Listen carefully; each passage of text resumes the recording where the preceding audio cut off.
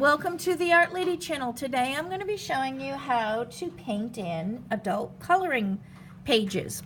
Now these pages that I'm showing you for examples came from the Dover Arts coloring books, and I signed up for their newsletters, so they send me free downloads. So that's what these were, and I just photocopied them onto some copy paper.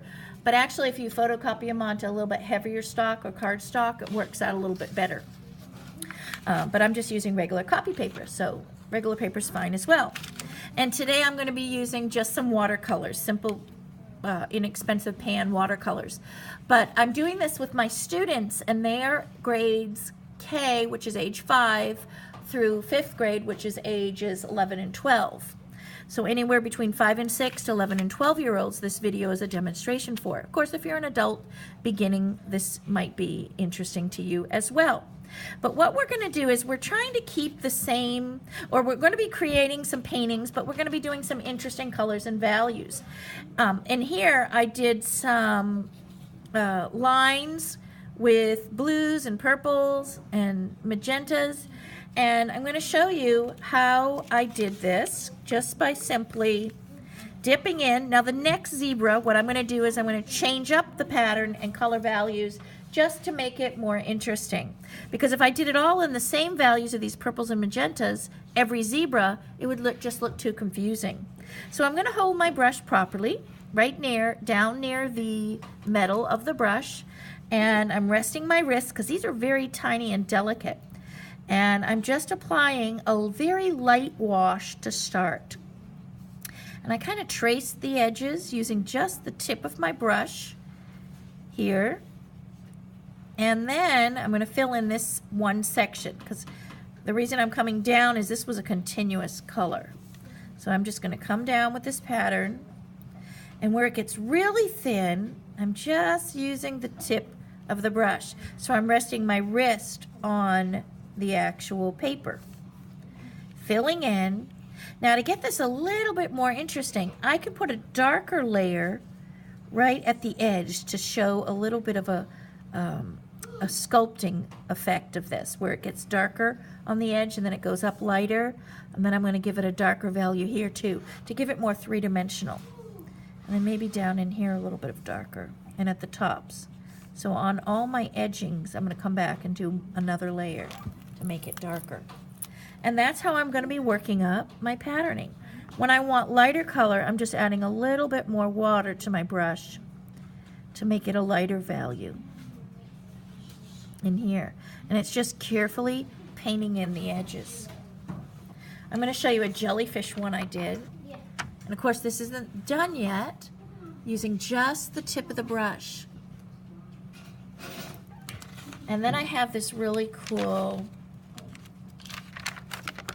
flower one. And what I'm doing here with the flower is I've given it first a base coat. I'll show you the section that's finished. You can see how we have lots of value in this. I'm not just painting it in one color. So I give it a base coat first.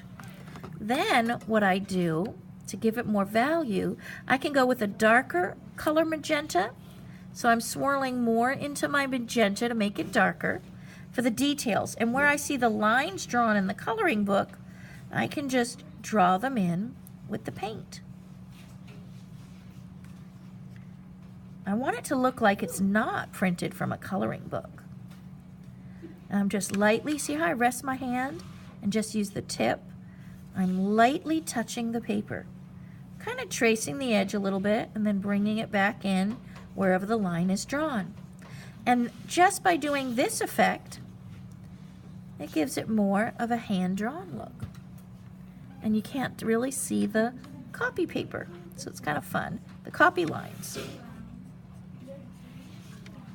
Now with the flower, right here, this actually is a darker section here of the flower. Anything that goes behind, and then on the edges it gets a little darker. You can even give some darker value, and then you can even take a little bit of purpley color, and that will change up. I'm going to wet this. This is a mixture of the purple and the magenta on the edge of my palette here. Now I want to wipe off a lot of this. I'll come up to the edge of my brush because I don't want big puddles. When I'm trying to do real skinny lines, if you have puddles on the tips of your brush, now I'm going back to those dark original lines and doing some of that purple mixed with some magenta. And a little bit over in here too. And now you can see the difference in that flower petal. It took it from showing the copy lines to hiding the copy lines, giving it a little bit more value. I can even bring some of that wash on the edge in here too. That purple on my brush. A little bit of strokes here. I really like this printed sheet because it shows some of the copy lines where it's darker values. You see how I have some darker value worked up here and then a lighter value here where it's white. So this one actually prints out real nice. And the same thing with this giraffe one. Look how cool this is. Again, these came from Dover. If you sign up for their newsletter, you get these, I think it's monthly, they send some free downloads to you, which is really fun to try out. And if you like the books, you can go ahead and buy them. But this was really a great book here. But see how it's actually shaded already for you? So these are great for beginners.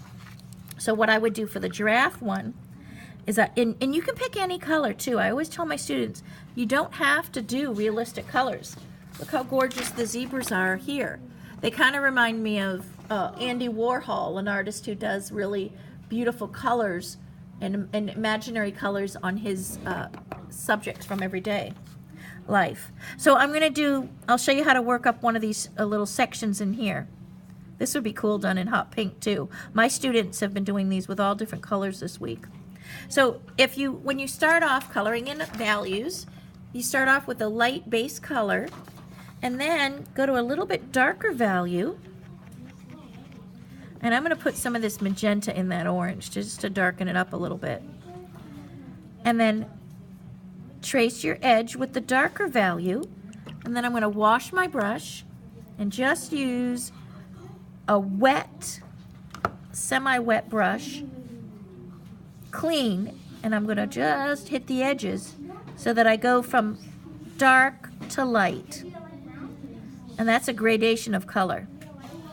So my spots have a little bit of shadow, shading, and different value to it.